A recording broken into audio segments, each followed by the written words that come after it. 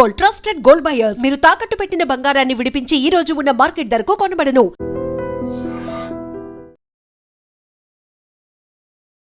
నమస్తే, welcome to iDream. ఇప్పుడు November లో బైపోల్ జరగబోతోంది. అది జూబ్లీ హిల్స్ బైపోల్ రాబోతోంది కాబట్టి ఆల్మోస్ట్ అన్ని పార్టీస్ కూడా కసరత్తు మొదలు పెట్టేశాయి, గ్రౌండ్ వర్క్ చేసుకుంటున్నాయి, అట్లాగే సర్వేస్ కూడా చేసుకుంటున్నాయి. ఎవరిని నిల్చోబెడితే బాగుంటది ఏంది అనే చర్చ నడుస్తోంది. చాలా మంది పబ్లిక్ కూడా తమ తమ ఒపీనియన్స్ చెప్తున్నారు. మనకు తెలుసు మాగంటి గోపీనాథ్ ఉండే బీఆర్ఎస్ కి సంబంధించిన ఎమ్మెల్యే, ఆయన పాపం హెల్త్ ఇష్యూ వల్ల చనిపోయిండు, మనకందరికీ తెలిసిందే. ఆ తర్వాత ఈ నియోజకవర్గం ఫోకస్డ్ గా అన్ని రాజకీయ పార్టీలు కూడా ఎవరిని నిల్చోబెడితే బాగుంటది అనేది ఒకటి. తర్వాత ఇప్పుడు బీఆర్ఎస్ సిట్టింగ్ సీట్ కాబట్టి ఎవరు అభ్యర్థి ఉండాలి అనేది పెద్ద ఎత్తున చర్చ నడుస్తోంది. ఇక మనతో పాటు జాయిన్ అవుతున్నారు Vengalrao corporator Dedeepya ma'am. Ma'am నమస్తే, ఎట్లున్నారు మ్యామ్? అవును. యా, కానీ మీరైతే కూల్ కనిపిస్తున్నారు, ఏ టెన్షన్ అయితే ఏం కనిపిస్తలేదు. జూబ్లీ హిల్స్ బైపోల్ అంటున్నారు, మామూలుగా అయితే అంటే ఒక టెన్షన్ అయితే ఉంటది కదా, కానీ you are looking so cool.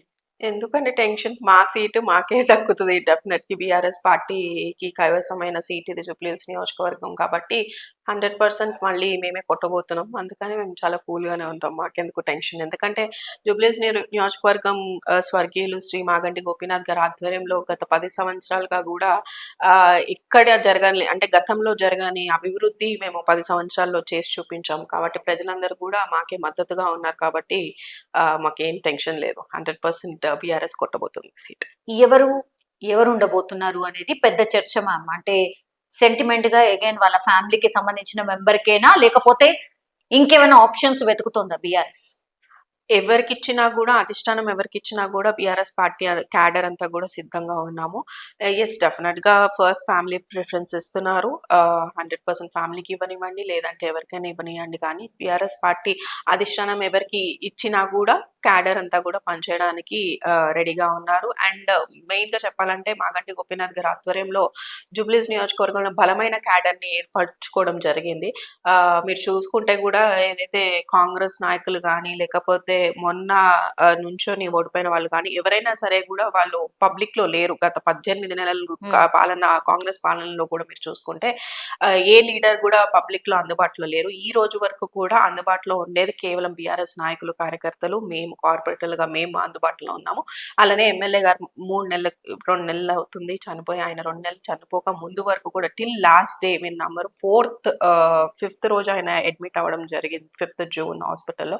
4th June కూడా ఆయన పబ్లిక్ సమస్యల మీదనే ఉండడం జరిగింది. సో అంటే మాట్లాడడం జరుగుతుంది. అంత పబ్లిక్ లోకి వెళ్ళిపోయి 24 గంటలు స్పందించే నాయకుడు ఈరోజు నియోజకవర్గంలో లేరు అంటే నిజంగా ఆయన లేని లోటు అయితే తీరంది నియోజకవర్గానికి.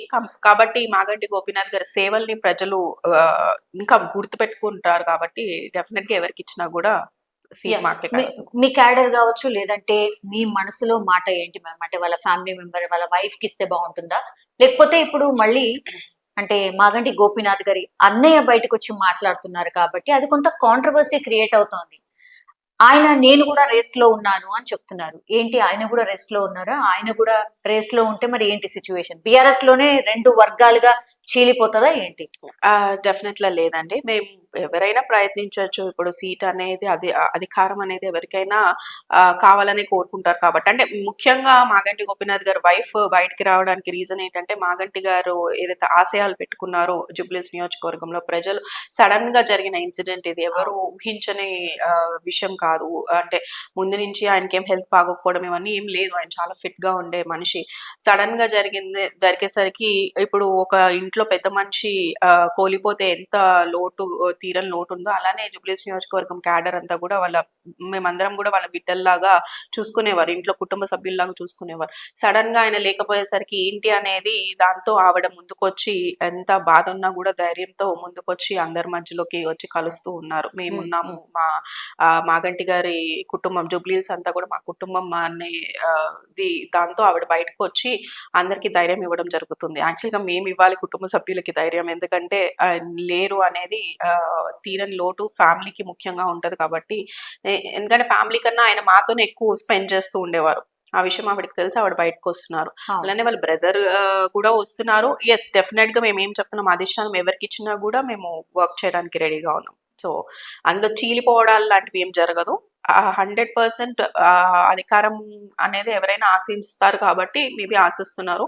డెఫినెట్లీ ఇందులో చీలిపోయాలు వర్గాలు చీలిపోవడం అట్లాంటిది ఏం లేదు. ఇద్దరిలో ఎవరికి ఇచ్చినా మేము పనిచేయడానికి ఇక కేసీఆర్ గారు ఆల్మోస్ట్ మాగంటి గోపీనాథ్ గారు చనిపోయిన తర్వాత నుంచి కూడా గ్రౌండ్ లెవెల్లో ఏం చర్చ నడుస్తోంది, క్యాడర్ మనసులో ఏముంది, ఇక్కడ ఉన్నటువంటి నియోజకవర్గ ప్రజలు ఏమనుకుంటున్నారు, దీనిపైన రకరకాలుగా సర్వే చేయిస్తున్నారు, రిపోర్ట్స్ తెచ్చుకుంటున్నారు, అలాగే బూత్ స్థాయి నాయకులతోని కూడా ఫ్రీక్వెంట్లీ కలుస్తున్నారు అనేది ఒక చర్చ. మనం ఏం అవుట్పుట్ వచ్చింది? బికాస్ మీకు తెలుసు మొన్న కంటోన్మెంట్ ఎలక్షన్ జరిగినప్పుడు కూడా అది కూడా మీ సిట్టింగ్ సీట్, అది ఓడిపోయారు, కాంగ్రెస్ గెలుచుకుంది. ఇప్పుడు అధికారంలో ఉంది కాంగ్రెస్ కాబట్టి ఏం జరగచ్చు మరి? మేబీ కాంగ్రెస్ కూడా గెలుచుకునే ప్రయత్నంలో భాగంగా వాళ్ళు కూడా ఒక సర్వే గానీ బలోపేతం కావడానికి అవన్నీ చేస్తున్నారు కదా. 100% లేదండి. మీరు చూసుకుంటే కేవలం బీఆర్ఎస్ లోనే మీరు చెప్తున్న విడిపోవడాలు, చీలిపోవడాలు లాంటివి బీఆర్ఎస్ లోనే అని చెప్తున్నారు. కానీ అటువంటిది మా పార్టీలో ఏం జరగట్లేదు. ఇంకా ఇన్ఫాక్ట్ చెప్పాలంటే కాంగ్రెస్ పార్టీలోనే జరుగుతుంది. అందులో ఇప్పుడు ఒక క్యాడర్ ఎవరికి సీట్ అనేది కూడా ఇంకా నిర్ధారణ కాలేదు. ఈవెన్ కాంగ్రెస్ పార్టీలో కూడా గతంలో నుంచి హజారుద్దీన్ కా లేకపోతే ఇంకో ఇద్దరు ముగ్గురు పేర్లు వస్తున్నారు. ఎవరైనా సరే ప్రజలు, నేను చెప్పేది ఏంటంటే ప్రజలు గమనిస్తున్నారు. గత 18 నెలలుగా కాంగ్రెస్ ప్రభుత్వం నడుస్తుంది. కాంగ్రెస్ పార్టీ ప్రభుత్వంలో ఉంది. ఇప్పుడు నుంచున్న హజారుద్దీన్ గారు కావచ్చు, ఆల్రెడీ నుంచుని ఓడిపోయిన హజారుద్దీన్ గారు కావచ్చు, లేకపోతే ఇంకా ఆస్పిరెంట్స్ కావచ్చు, ఎవరైనా సరే కేవలం ఎలక్షన్ టైంలో బయటకు వచ్చి పబ్లిక్ లో ఎలక్షన్ టైంలో వచ్చి వాగ్దానాలు ఇచ్చేసి మాటలు ఇచ్చే వాళ్ళని పబ్లిక్ నమ్మే స్థితిలో అయితే లేరు. ఈ గత 18 నెలల కాంగ్రెస్ పాలన వాళ్ళు ఇస్తానన్న 6 గ్యారంటీలు అమల్లోకి తీసుకురాలేదు. అలానే ఏదైతే మెయిన్ గా రెగ్యులర్ ప్రాబ్లమ్స్ ఉంటాయి, ఏదైతే సివరేజ్ ఓవర్ఫ్లోస్ కానీ, వాటర్ సమస్య కానీ, లేకపోతే రోడ్లు కావాల్సి వచ్చినా కూడా మీరు చూసుకుంటే గత 18 నెలలుగా కూడా రూపాయి బడ్జెట్ కూడా జిహెచ్ఎంసీ నుంచి కేటాయించని పరిస్థితులు కనిపిస్తున్నాయి. ఇప్పుడు మాత్రం ఏదో 3 ఇన్ఛార్జ్ మంత్రులు వేశారు, ఏదో సంబంధం లేని ఇన్ఛార్జ్ మంత్రులు ఇక్కడికి వస్తున్నారు, సంబంధం లేని కార్పొరేషన్ చైర్మన్లు 16 మంది కార్పొరేషన్ చైర్మన్లు తిరుగుతున్నారు ఈ రోజు. సో పబ్లిక్ ఇదంతా గమనిస్తారు. అంటే ఈ 18 నెలల నుంచి మా కష్టాలు పట్టించుకోలేదు. 2000 రూపాయలు పెన్షన్ ని 4000 రూపాయలు చేస్తా అన్నారు రేవంత్ రెడ్డి. మధ్యలో 2-3 నెలలు 2000 పెన్షన్ కూడా ఇవ్వలేని పరిస్థితి కాంగ్రెస్ ప్రభుత్వం.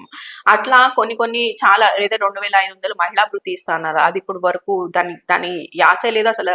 దాని గురించి బడ్జెట్ లో కూడా పెట్టలేని సిచ్యువేషన్ లో వాళ్ళు ఉన్నారు. అదే కళ్యాణ లక్ష్మి, షాదీ ముబారక్ చెక్కులు మాగంటి గోపీనాథ్ గారు ఉన్నప్పుడు వార్డుకి వచ్చి ఇంటింటికి మేము పంచేవాళ్ళం. దాంతో పాటు అడిషనల్ గా మాగంటి గోపీనాథ్ గారు సొంతగా ఆయన చేతిగా బహుమతి కూడా ఇచ్చేవారు చెక్ తో పాటు. ఆడపడుచుల్ని వాళ్ళ ఇంటి ఆడపడుచుల్లాగా భావించి అలా చెక్ తో పాటు సొంత ఖర్చుతో బహుమతులు కూడా పంచేవారు.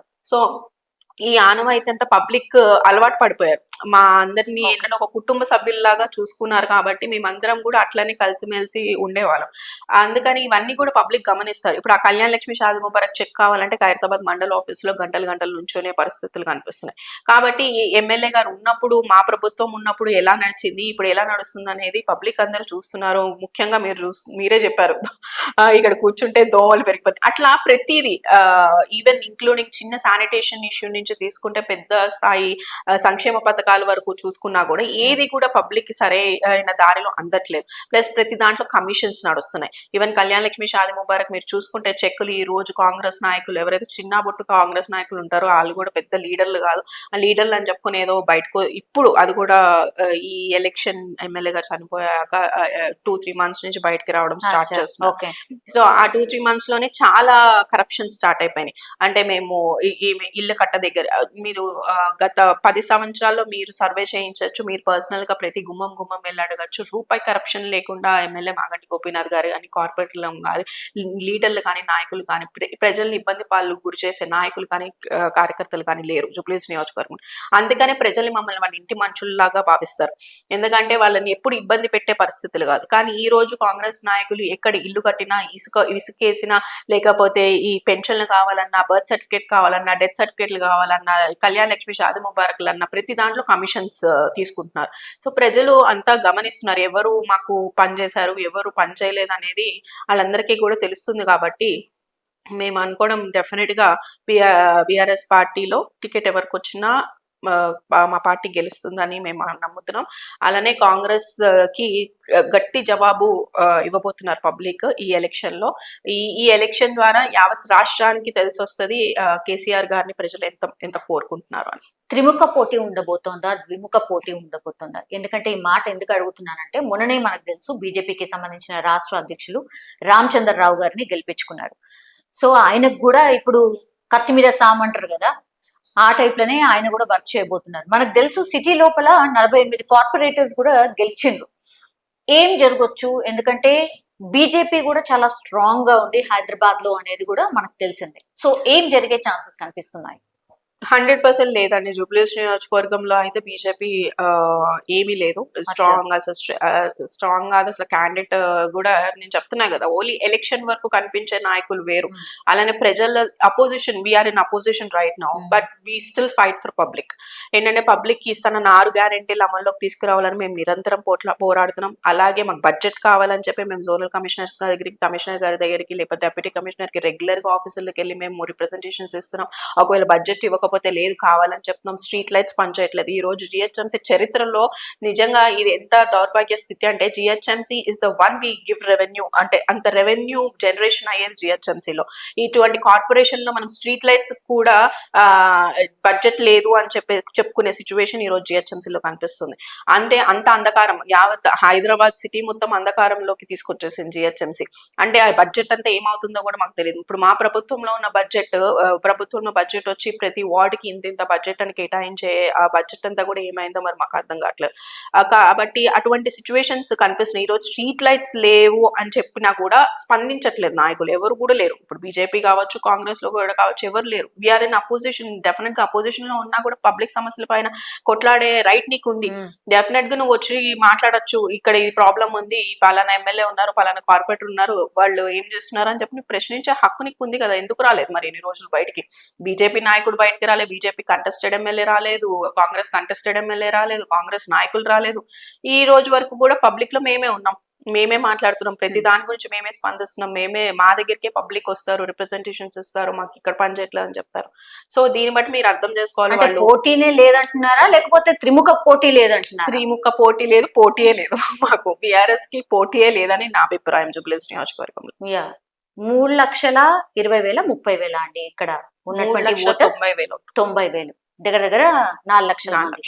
అందులో 1,10,000 మంది మైనార్టీస్ ఉన్నారు, 1,00,000 మంది ఐ థింక్ సెటిలర్స్ ఉన్నట్టున్నారు. తర్వాత మిగతాలు లోకల్ అంటే మనకు తెలుసు కదా, మేము అంత పెద్దవాళ్ళు, వాళ్ళు వచ్చి ఓటు వేయరు.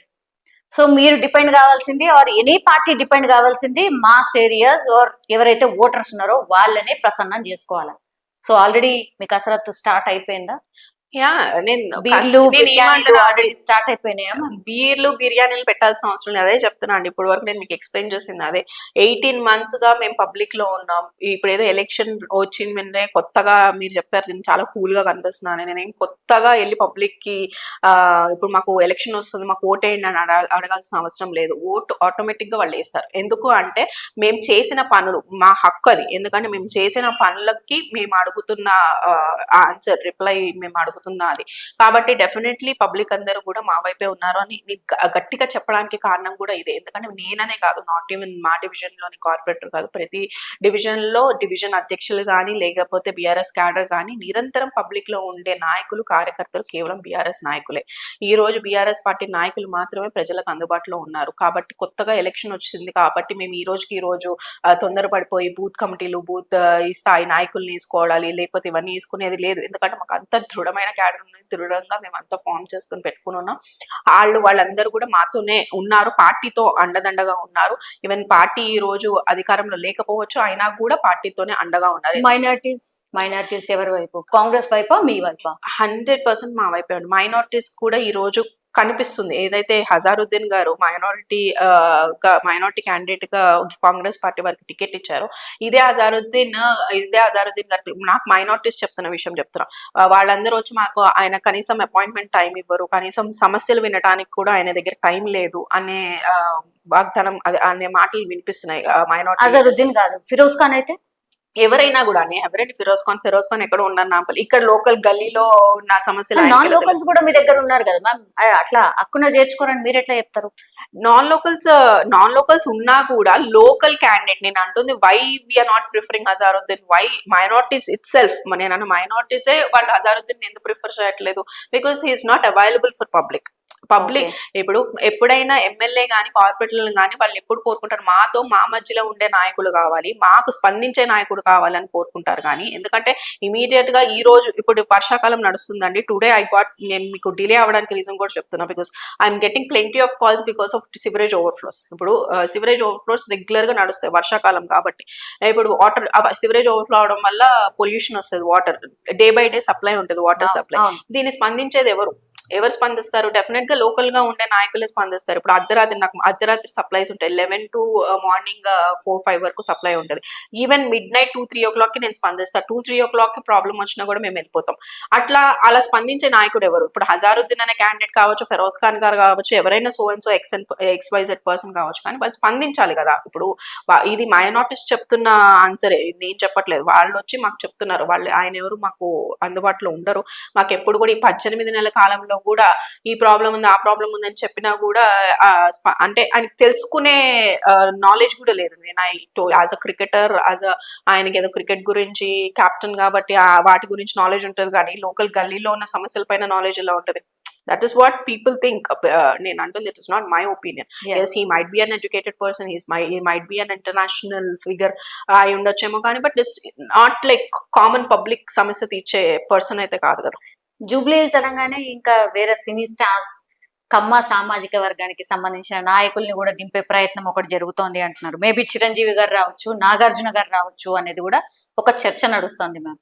సినీ గ్లామర్ డిఫరెంట్ గా ఉంటది కదా, మీరేమైనా భయపడుతున్నారా? మీరు కూడా అట్లా ఏమైనా ట్రై చేద్దాం అనుకుంటున్నారా? డెఫినెట్లీ నో, బికాస్ నేను చెప్పాను, హజారుద్దీన్ గారు కూడా is not a cine glamour but is a celebrity. As I told, Azharuddin doesn't know the lane issues, అంటే స్మాల్ చిన్న గల్లీలో సమస్యలు ఎలాగైతే తెలియదో చిరంజీవి గారికి, నాగార్జున గారికి కూడా తెలియదు. చిరంజీవి గారు పార్టీ పెట్టి తీసేస్తారు, పెట్టి ఉండొచ్చు అండి. వెన్ సమ్ పీపుల్, వాళ్ళు కూడా గ్రౌండ్ లెవెల్ నుంచి వచ్చిన వ్యక్తులే కాబట్టి I cannot comment on them. Yes, definite గా వాళ్ళ ఫీల్డ్ లో వాళ్ళు కష్టపడుతున్నారు, and definitely they know the ground reality నుంచి పైకి వెళ్ళిపోయారు. They are in some other వేరే పొజిషన్ లో ఉన్న వ్యక్తులు మళ్ళీ కిందకి రారు. డెఫినెట్లీ ఇది కిందికి రావడమేనా? పాలిటిక్స్ లోకి రావడం అంటే కిందకి రావడం ఇన్ ద సెన్స్, నేను అంటుంది కింద గ్రౌండ్ రియాలిటీ ఉన్న సమస్యల పైన తిరగాలి, రెగ్యులర్ గా తిరిగి ప్రజలతో మాట్లాడాలి, టైం స్పెండ్ చేయాలి. అండ్ ఈవెన్ చిరంజీవి గారు వచ్చినా, నాగార్జున గారు వచ్చినా ఒక సెల్ఫీ కోసం అడుగుతారు, కానీ అక్కడ సార్ మాకు మ్యాన్ హోల్ ప్రాబ్లం ఉంది సార్, లేకపోతే ఇక్కడ సివరేజ్ లైన్ ప్రాబ్లం ఉంది, నాకు రెగ్యులర్ గా ఇక్కడ ప్యాచ్ వర్క్ కావాలి, లేకపోతే నాకు స్ట్రీట్ లైట్ కావాలని ఎవరు అడుగుతారని చెప్పండి, మీరు చెప్పండి. ఇట్ ఇస్ అంటే జనరల్ హ్యూమన్ గ్రౌండ్స్ లోనే మాట్లాడుతున్నా. ఏంటంటే మనం ఏదైతే సత్యంని యాక్సెప్ట్ చేయాలి, we should accept the truth. ఏంటంటే వాళ్ళు ఎవరైనా సినీ గ్లామర్ వస్తే సెల్ఫీలు దిగుతారు, కానీ ఓట్లు అయితే అడగరు కదా, అంటే ఓట్లు వేయరు కదా నా దృష్టిలో. ఎందుకంటే ఆయన ప్రజారాజ్యం పార్టీ పెట్టినప్పుడే మీరు ఇది అర్థమై ఉండాలి. అండ్ డెఫినెట్లీ ఎస్, నేను ఏమంటున్నా అంటే సినీ గ్లామర్లు కానీ లేకపోతే సెలబ్రిటీస్ కానీ ప్రజలు కోరుకోరండి. ప్రజలు కోరుకునేది ప్రజల్లో ఉండే నాయకుల్ని మాత్రమే ప్రజలు కోరుకుంటారు. కంపేర్ అంటే పాలిటిక్స్ లోకి వస్తే మాత్రం ఇది శాసనసభ కావచ్చు, లేకపోతే ఈవెన్ కార్పొరేషన్స్ కావచ్చు, రేపు వచ్చే సర్పంచ్ కావచ్చు, ఏదైనా కావచ్చు, సర్పంచ్ ఎన్నికలు, జెడ్పీటీసీలు, ఎంపీటీసీలు, ఎవరైనా సరే మా మధ్యలో ఉండి మా సమస్యలు విని అట్లీస్ట్ వినాలి. ఫస్ట్ పాయింట్, వినే టైం అయినా ఉండాలి. Yes, definitely, because budget matters in everything. మనకి కొన్నిటికి బడ్జెట్ కేటాయించగలుగుతాం, కేటాయించలేము. సంవత్సరానికి ఇంత బడ్జెట్ అని వస్తుంది, దాంట్లో కొన్ని సమస్యలు తీర్చగలుగుతాం, తీర్చలేము, కానీ అట్లీస్ట్ వినగలగాలి. When public come to you, మన ఆఫీస్కి కానీ ఇంటికి, మా ఇంటికి ఈవెన్ చెప్తున్నా కదా, మిడ్ నైట్ అయినా తలుపు కొట్టే స్వేచ్ఛ కానీ హక్కు కానీ ఈ డివిజన్ పబ్లిక్ ఉంది. అట్లా అంత అందుబాటులో ఉండే నాయకులు రావాలి. 2 months ఉంది మ్యామ్, నవంబర్ లో ఎలక్షన్స్ అంటున్నాం కాబట్టి. కేటీఆర్ గారు వస్తారా, కేసీఆర్ గారు వస్తారా? ఎన్నిసార్లు ప్రచారంలో పాల్గొనబోతున్నారు? మీ వైపు ప్రజల్ని తిప్పుకునే ప్రయత్నం ఎప్పటి నుంచి స్టార్ట్ కాబోతోంది? కేసీఆర్ గారు, కేటీఆర్ గారు ప్రతి ఇంట్లో ఉన్నారండి. నేను చెప్తున్నా, today everyone are missing KTR as a municipal minister, as a IT minister, because municipal శాఖ మంత్రిగా కానీ IT మినిస్టర్ కానీ మనం చూసుకుంటే యావత్ దేశంలో ఎవరికి లేనంత క్రేజ్ మన కేటీఆర్ గారికి ఆల్రెడీ యంగ్స్టర్స్ లో ఉంది. ఈవెన్ ద వర్కింగ్ పర్సన్స్ ఎవరైతే ఐటీ ఫీల్డ్ లో వర్క్ చేసి, ఇప్పుడు నా డివిజన్ చూసుకోండి, ఇట్స్ లైక్ 50% కాలనీస్. ఇక్కడ అందరు కూడా ఐటీ సెక్టర్స్ లో పనిచేసే వాళ్ళే ఎక్కువ మంది ఉంటారు. సో ఎవ్రీవన్, ప్రతి ఇంట్లో ప్రతి గుండెల్లో కేటీఆర్ గారు ఉన్నారు. I'm not saying that yes వాళ్ళ టైం ప్రకారం వాళ్ళు వస్తారు, ప్రచారం చేస్తారు, వెళ్తారు. బట్ నేను అంటుంది అంటే పర్టికులర్ గా ప్రచారం చేయాల్సిన అవసరం ఈ రోజు బీఆర్ఎస్ పార్టీకి లేదు. ఎందుకు లేదు అంటే అది కాంగ్రెస్ విఫలం. కాంగ్రెస్ ఏదైతే మాట ఇచ్చారో, పబ్లిక్ ఏ మాట వాగ్దానాలు ఇచ్చి వాళ్ళు పబ్లిక్ ప్రజాపాలన అనే పేరుతో ప్రజల్లోకి వచ్చారో, ఆ ప్రజాపాలన ఏదైతే వాళ్ళు వాగ్దానాలు ఇచ్చారో అది నెరవేర్చట్లేదు. కాబట్టి పబ్లిక్ లో ఆల్రెడీ వ్యతిరేకత అనేది ఉంది. నేను చెప్తున్న 18 నెలలు నాకు తెలిసి ఏ ముఖ్యమంత్రికి ఇంత వ్యతిరేకత రాలేదేమో. గతంలో ఉన్న కాంగ్రెస్ ముఖ్యమంత్రులకు కూడా అంత వ్యతిరేకతకి రేవంత్ రెడ్డి గారికి వచ్చింది. ఇది నేను చెప్పాల్సిన మాట కాదు, మీడియా వాళ్ళగా మీకు కూడా తెలుసు ఏం జరుగుతుందో. ప్రజలందరూ కూడా, అంటే నేను ఏం చెప్తున్నా అంటే ఒక ప్రజలు డైరెక్ట్ గా బయటకు వచ్చి వాళ్ళ సమస్యల మీద డెఫినెట్ మా ప్రభుత్వంలో ఉన్నప్పుడు ఎస్ ప్రతి ప్రభుత్వంలోనూ కొన్ని చేయగలుగుతాం, కొన్ని చేయలేం. నేను అంటుంది ఏంటంటే అట్లీస్ట్ వాళ్ళు బయటికి వచ్చి డైరెక్ట్ ఏమంటారు ధర్నాలు చేయడం కానీ, లేకపోతే ప్రతి వ్యవస్థ మీరు చూసుకుంటే ఈరోజు కాంట్రాక్టర్స్ కావచ్చు, లేకపోతే పోలీస్, హోమ్ గార్డ్స్ కావచ్చు, ప్రతి డిపార్ట్మెంట్ లో ఉన్న ఎంప్లాయీస్ కావచ్చు, ఎవరైనా సరే ఈ రోజు 2-3 days గా మాకు గార్బేజ్ స్ట్రైక్ నడుస్తుంది, రామ్కి వాళ్ళు గార్బేజ్ స్ట్రైక్ చేస్తున్నారు. Why is this happening? ఇప్పుడు మా దాంట్లో ఇటువంటి స్ట్రైక్ అంటే డైరెక్ట్ స్ట్రైక్ అంటే అడగచ్చు. నేను అంటుంది ఏంటంటే కొన్ని యూనియన్స్ లో కొన్ని ప్రాబ్లమ్స్ అవుతాయి. గార్బేజ్ లో కూడా యూనియన్ నడుస్తుంటది, కొన్ని ప్రాబ్లమ్స్ అట్లీస్ట్ కూర్చుని మాట్లాడే సార్ట్ అవుట్ చేసుకొని ఇష్యూస్ ని రిజాల్వ్ చేసే సందర్భాలు కనిపిస్తాయి. కానీ డైరెక్ట్ గా మీడియాకి కనిపించేటట్టు, పబ్లిక్ కి కనిపించేటట్టు ఈ రోజు 2-3 రోజులుగా పబ్లిక్ గార్బేజ్ లిఫ్ట్ చేయట్లేదని ఇబ్బంది పడుతున్నారు. 2-3 days గార్బేజ్ లిఫ్ట్ చేయకపోతే ఎంత సిచ్యువేషన్, ఎంత ప్రాబ్లం వస్తుందో మీరే చెప్పండి. ఇప్పుడు మీరు అడిగారు ఆఫీస్ ముందు మాకు గార్బేజ్ ఉందని. ఎందుకు ఉందంటే I'm telling you because strike నడుస్తుంది కాబట్టి. రామ్కి అనే సంస్థ ఈ రోజు స్ట్రైక్ నడుస్తుంది. ఎందుకు స్ట్రైక్ చేస్తున్నారు? వాళ్ళకి జీతాలు ఇవ్వలేని పరిస్థితుల్లో ఉన్నారు కాబట్టి. ఇట్లా చిన్న స్థాయి లేబర్ యూనియన్ దగ్గర నుంచి తీసుకుంటే పెద్ద కాంట్రాక్టర్, బడా కాంట్రాక్టర్స్ వరకు ప్రతి ఒక్కరు సఫర్ అవుతున్నారు. కాబట్టి ఇవన్నీ ప్రతి పాయింట్ కూడా పబ్లిక్ అందరు చూస్తున్నారు. 18 నెలల పాలనలో వాళ్ళు చేసింది లేదు, జస్ట్ మాటలు మాత్రమే చెప్తున్నారు. మైక్ తీసుకుంటే కేసీఆర్ గారు అది చేశారు, కేటీఆర్ గారు ఇది చేశారు, హరీష్ రావు గారు అది చేశారు. నువ్వేం చేసావు 18 నెలలుగా? నువ్వు గత ప్రభుత్వాన్ని విమర్శించవచ్చు. నేనేమంటున్నా, ప్రభుత్వాలు ఒక్కొక్క పార్టీని ఒక పార్టీ విమర్శించుకుంటారు. రాజకీయాలు విమర్శ వేరు. విమర్శతో పాటు అభివృద్ధి కనిపించాలి, విమర్శతో పాటు నీ సంక్షేమం కనిపించాలి. కానీ అవి కనిపించట్లేదు కదా. నువ్వు అభివృద్ధి చేస్తూ నువ్వు గతంలో జరిగిన అభివృద్ధిలో స్కామ్ జరిగిందని పాయింట్ చేయి, దానికి ఆన్సర్ ఇవ్వడానికి ప్రతి ఒక్కళ్ళు రెడీగా ఉన్నారు. నేను ఈ రోజు అడుగుతున్నా, కేసీఆర్ గారు కానీ, కేటీఆర్ గారు కానీ, హరీష్ రావు గారు కానీ, ఇలా ఓపెన్ పవర్ పాయింట్ ప్రెజెంటేషన్ మీరు చూస్తే భవన్ లో మీడియా సాక్షిగా పవర్ పాయింట్ ప్రెజెంటేషన్ పెట్టి ఎక్స్ప్లెయిన్ చేస్తున్నారు కాళేశ్వరం ప్రాజెక్ట్ గురించి. పవర్ పాయింట్ ప్రెజెంటేషన్ పెట్టి ఎక్స్ప్లెయిన్ చేస్తున్నారు ఈ ఫార్ములా కార్ రేస్ గురించి. వాళ్ళు విమర్శ చేసే ప్రతి ఒక్క పాయింట్ మీద ఇంత ఓపెన్ గా వాళ్ళు ఎక్స్ప్లెయిన్ చేయగలిగే అంత సబ్జెక్ట్ ఉన్నప్పుడు నువ్వు ఎందుకు బయటికి బహిరంగంగా డిబేట్ పెట్టమన్నారు? ఆయనే అడిగారు యాక్చువల్గా, కేసీఆర్ గారు వస్తారా, కేటీఆర్ గారు వస్తారా, లేకపోతే మోదీ వస్తాడా రండి అని చెప్పి ఆయన రేవంత్ రెడ్డి గారు బహిరంగ సభలో అడిగారు. మరి డిబేట్ కి రెడీ అవుతున్నప్పుడు నువ్వెందుకు రావట్లేదు? ఇప్పుడు పెట్టబోతున్నారు కదా, అసెంబ్లీలో పెట్టబోతున్నారు కదా, కేసీఆర్ ని రమ్మంటున్నారు. ఇప్పుడు 18 నెలలుగా ఎన్ని అసెంబ్లీ సెషన్స్ అయినాయి? అసెంబ్లీ సెషన్స్ లో ప్రతి సెషన్ లో కేటీఆర్ గారు స్పెషల్ అసెంబ్లీ సెషన్ పెట్టబోతున్నారట కాళేశ్వరం కి సంబంధించి. మీ నాయకుడు వెళ్తారా? 100% వెళ్తారు. అరే నాయకుడు వెళ్తాం ఏంటంటే ప్రెస్ క్లబ్ లో మీ అందరు సాక్షిగానే కదా. ప్రెస్ క్లబ్ లో కాదు, అసెంబ్లీకి రండి. నేనేమంటున్నా, రేవంత్ రెడ్డి గారు బహిరంగ సభలో అడిగారు, కేటీఆర్ గారు వస్తారా, మోదీ వస్తారా, ఎవరు వస్తారా రండి నేను మాట్లాడతా అన్నారు. కేటీఆర్ గారు ఆ ఛాలెంజ్ ని యాక్సెప్ట్ చేసి ప్రెస్ క్లబ్ లో మీటింగ్ పెట్టారు. ఆయన రాలే, ఆ రోజు ఢిల్లీ వెళ్ళారు. సరే ఓకే, ఇప్పుడు అసెంబ్లీలో పెడతా అంటున్నారు. వాళ్ళు రెడీ. మేము అంటున్నారు కదా, కేటీఆర్ గారు ఏ రోజైనా ఏ రాత్రి పిలిచినా కూడా నేను చర్చ. కేసీఆర్ గారు నేనేమంటున్నా అండి, రేవంత్ రెడ్డి గారి నేను అంటుంది ఆయన పదవిని నేను కించపరచట్లేదు. ఆయన అడిగే ప్రశ్నలకు నేను చెప్తున్నా, రేవంత్ రెడ్డి గారు అడిగే ప్రశ్నలు కానీ వాళ్ళు ఏదైతే విమర్శ చేస్తున్నారు దానికి హరీష్ రావు గారు, కేటీఆర్ గారు సమాధానాలు చెప్పడానికి రెడీ అవుతున్నప్పుడు నీ కేసీఆర్ గారు ఎందుకు? మేము అడిగేది అది. ఇప్పుడు మా అధినేత ఒక రాష్ట్రాన్ని తెచ్చిన నాయకుడు కేసీఆర్ గారు ఒక ముఖ్యమంత్రి మాత్రమే. పవర్ లో ఉన్నప్పుడే వస్తారా, ప్రతిపక్షంలో ఉన్నప్పుడు ప్రజలు no, you want the person or you want the answer. Both అంటే కేసీఆర్ గారు సమాధానం చెప్పే అంత స్థాయి కాదు అంటున్నారు రేవంత్ రెడ్డి గారికి. నీ స్థాయికి కేటీఆర్ గారికి హరీష్ రావు గారు సమాధానం చెప్పు.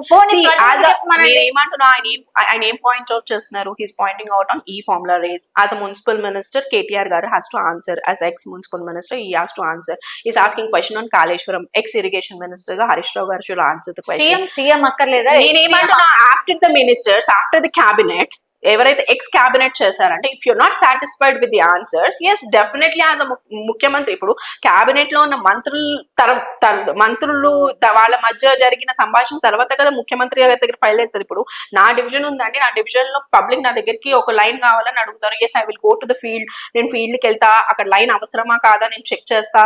ఎస్ ఇక్కడ అవసరమని స్థానికంగా ఎవరైతే ఆఫీసర్లు ఉంటారో వాళ్ళు ఇంజనీర్స్ ఉంటారు, వాళ్ళు చెప్తారు ఎస్ దీనికి ఇంత పైపులు కావాలి, దీనికి ఇంత ఎస్టిమేషన్ అవుతుంది, దీనికి ఇంత అవుతుందని ఇస్తారు. Definitely I will not know the estimation. నాకు ఎస్టిమేషన్స్ తెలియవు, నాకు లేకపోతే ఎంత ఇంచ్ పైపులు కావాలో తెలియదు, ఏం తెలియదు కదా. నాకు కావాల్సింది ఏంటంటే, ఇక్కడ ఓ సివరేజ్ లైన్ ఓవర్ఫ్లో అవుతుంది, నాకు సివరేజ్ లైన్ కావాలి, కొత్త లైన్ కావాలి. అది మనం చెప్తాం రిప్రజెంటేషన్. ఎగ్జాక్ట్లీ ఎంత లెంత్ ఆఫ్ పైపులు కావాలి, ఎంత కావాలని చెప్పేది ఎవరు? ఇంజనీర్స్ చెప్తారు, ఆఫీసర్లు చెప్తారు. వాళ్ళు చెప్పిన దాని మీద నేను as a public representative what will I do? I will take the estimation copy, I will go to the superior officer. మీరు చెప్తుంది కేవలం ₹1,000 పనులు, ₹1,00,000 మ్యామ్, అది కోట్లు. ఏదైనా లక్షల నుంచి కోట్ల వరకైనా నేను అంటుంది that will go on line by line. మీరు అర్థం చేసుకోవాలి. నేను అంటుంది, నేను why are my comparing is line by line, step by step వెళ్ళాలి కదా. నేను అంటుంది ప్రతి ఇష్యూ మీద ఏదైనా సరే స్టెప్ బై స్టెప్. ఏమైతుంది కేసీఆర్ గారు అంటే నేను ఏమంటున్నా, మెట్టు దిగడం కాదు, ఆయన స్థాయి కాదు అంటున్నా. కేసీఆర్ గారు చర్చకి రెడీ అండి, నేను కాదు, I'm not denying it. I'm not saying this as a word of KCR గారు. కేసీఆర్ గారు మైట్ కమ్, కేసీఆర్ గారు బయటకు వస్తారు, చర్చకి రెడీ. మేము అడిగేది, మా నాయకుడు, మా అధినేత, మా రాష్ట్రాన్ని తెచ్చిన నాయకుడు, మన రాష్ట్రం, నేను అంటుంది మన రాష్ట్రం తెచ్చిన నాయకుడు బయటకు వచ్చి మాట్లాడే అంత వాళ్ళు అడిగే క్వశ్చన్స్ కానీ వాళ్ళు మాట్లాడే విమర్శలు, వాళ్ళు ఏదైతే విమర్శ చేస్తున్నారో, వాళ్ళు ఏదైతే పాయింట్అవుట్ చేస్తున్నారో దాని గురించి మాట్లాడే అంత ఇది అంటే ఆయనకి అవసరం లేదు అంటున్నా. నేనేమంటున్నాను, ఆల్రెడీ కేటీఆర్ గారు మీ మీడియా సాక్షిగానే చెప్పారు, ఇరిగేషన్ గురించి కేసీఆర్ గారిని క్వశ్చన్ చేస్తే ఏంటంటే ఒక కోతి ముందుకు ఉప్పు గంతులు వేసినట్టే ఉంటది. ఆయన నువ్వు ఇరిగేషన్ మీద క్వశ్చన్స్ అడిగే అంత ఉందా అంటే, నేను అంటుంది ముఖ్యమంత్రిగా ఆయనకి నాలెడ్జ్ ఉందా ఇరిగేషన్ మీద? కేసీఆర్ గారికి ఉన్నంత నాలెడ్జ్. నేను అంటుంది మాట్లాడగలగాలి కదా, ఆపోజిట్ పర్సన్స్ కూడా మాట్లాడగలగాలి కదా. We're talking to each other, you are questioning me, I'm answering you. మీరు ఇంకొక క్వశ్చన్ అడుగుతున్నారు, దట్ ఇట్స్ అ డిబేట్. నువ్వు కేసీఆర్ గారు మాట్లాడితే ఇంకొక మాట రాదు కదా నీ నోట్లోంచి అంటున్నా. ఉండదు కదా, కేసీఆర్ గారు మాట్లాడితే అంతే కదా. నేను అంటుంది he having that depth of knowledge on every subject. నీకు అంత స్థాయి లేనప్పుడు నువ్వు మాట్లాడగలిగే వాళ్ళతో మాట్లాడు ఫస్ట్. నేను అంటుంది ఏంటంటే, హరీష్ రావు గారు కేటీఆర్ గారితోనే మాట్లాడలేరు ఆయన. మా దృష్టిలో మేము ఈ పార్టీలో ఉన్నాం కాబట్టి మేము చెప్పుకోవచ్చు, గొప్పలు చెప్పుకోవచ్చు అనుకుంటారు. నేనంటే ఫస్ట్ మాట్లాడి చూడండి, ఫస్ట్ వీళ్ళతో మాట్లాడండి. లేదు మీ కేసీఆర్ గారు నేను ఏమంటే you not satisfied with the answers. Yes public KCR గారిని కోరుకుంటున్నారు, పబ్లిక్ బయటకు వచ్చి కేసీఆర్ గారు మాట్లాడుతున్నారు అని పబ్లిక్ కోరుకుంటే డెఫినెట్ గా ఆయన బయటకు వస్తారు. నేను ఏమంటున్నా అంటే, ఒక కేసీఆర్ గారు రాష్ట్రాన్ని ఎలా నడిపించారు 10 సంవత్సరాలు, మన కళ్ళ ముందు కనిపించిన అభివృద్ధిది, మన కళ్ళ ముందు కనిపించిన సంక్షేమాలు ఇవి. నువ్వు దాన్ని డినై చేయలేవు. You cannot delay it with some ఏదో పాయింట్అవుట్ చేసేసి కాళేశ్వరంలో ఒక బ్రిడ్జ్ కూలిపోయింది, లేకపోతే మొత్తం కాళేశ్వరం ప్రాజెక్ట్ వేస్ట్, ఇట్లాంటివి మాట్లాడితే కరెక్ట్ కాదు. కాళేశ్వరం వల్ల ఎంతమంది రైతులు ఈరోజు దాని అడ్వాంటేజెస్ పొందారు, దాని బెనిఫిట్స్ పొందారు, ఎంతమంది రైతులు సుఖంగా ఉన్నారు. ఆయన పెట్టిన ప్రతి సంక్షేమము ప్రతి ఇంట్లో ఉంది. నేను ఏమంటున్నా, కేసీఆర్ గారి సంక్షేమాలు ఏదైతే ఉన్నాయో, మా ప్రభుత్వం బీఆర్ఎస్ పార్టీ ప్రభుత్వంలో ఇచ్చిన సంక్షేమాలు ప్రతి ఇంటింటికి వెళ్ళిన సంక్షేమం. సో ఇదే ఇప్పుడు మీకు జూబ్లీ హిల్స్ బైపోల్ ని కూడా గెలిపిస్తుంది అనుకుంటున్నారా? 100% అండి. సంక్షేమం అందుకున్న వాళ్ళ మనసులో సంక్షేమం అందుకున్న వాళ్ళు నాకు ఒక బెనిఫిట్ పొందాను మీ వల్ల అంటే, definitely that will be inside my heart. Every అంటే we are accepting as a common public. నేను చెప్తున్నాను, not as a corporator or BRS party ఇదిగా చెప్పట్లేదు. As a common person, if I take a benefit from you, definitely I will return back to you. That might be in the form of vote, that might be in the form of అభిమానంతో కావచ్చు, ఏదైనా కావచ్చు. Yes, definite గా ఇది అభిమానంతో వచ్చి వేసే ఓట్లు. మీరు చెప్తున్న బీర్లు బిర్యానీలు అవసరం లేదు మాకు. అవసరం లేదా? మాగంటి గోపీనాథ్ గారి ఫ్యామిలీని పక్కన పెట్టేసి సపోజ్ కొత్త పర్సన్ ఎవరో కావాలి అనుకున్నప్పుడు మీరు రేస్ లో ఉన్నారు అనేది ఒక చర్చ. ఉన్నారా? రేస్ లో ఉన్నారా? డెఫినెట్లీ అండి. నేను ఏమంటున్నా అంటే ప్రమోషన్ అనేది ఎవరైనా కోరుకుంటారు కాబట్టి డెఫినెట్లీ అంటే మెయిన్ గా డివిజన్ వరకు నేను ప్రజల్లోకి ప్రజెంట్ అందుబాటులో అంటే కాన్స్టిట్యున్సీ లెవెల్లో ఎస్ ప్రజలు నన్ను కోరుకుంటే డెఫినెట్లీ ఎస్, కాదని ఎవరు చెప్పరు. బట్ అధిష్టానం అలా అని నాకే కావాలని నేను అడగను. డెఫినెట్ గా అధిష్టానం ఎవరికి ఇస్తే వాళ్ళకి సపోర్ట్ చేయడానికి రెడీ. మీ వర్క్ మీరు కొనసాగించండి. ఐ థింక్ మధ్య మధ్యలో వచ్చి అంటే ఏం జరుగుతోంది ఏంది అనేది కూడా మీ వ్యూ కూడా తీసుకుంటాం. థ్యాంక్ యూ అండి. Thank you so much. Thank you. And for more videos, Please subscribe to iDream. Please subscribe to iDream. Please subscribe iDream. And please subscribe to iDream. For more videos, subscribe to iDream. please like, share, and subscribe to the channel. Congratulations, iDream. subscribe to iDream. Subscribe to iDream. So subscribe to iDream Media. iDream ki iDream team అందరికి huge congratulations. Please subscribe iDream Media. Please subscribe to iDream. Subscribe iDream. Please subscribe to iDream. iDream అంటే నా కళల ఛానల్ను subscribe చేసుకున్న నోరు తిరుగుతలేదు. మీరైతే గంట గుర్తు కొట్టండి. For more such videos, please subscribe to iDream. Subscribe to iDream. Please subscribe to iDream. Please subscribe iDream Media. Please do subscribe to iDream. Please subscribe to iDream Media. For best entertainment and information, please subscribe iDream. And don't forget to subscribe to iDream.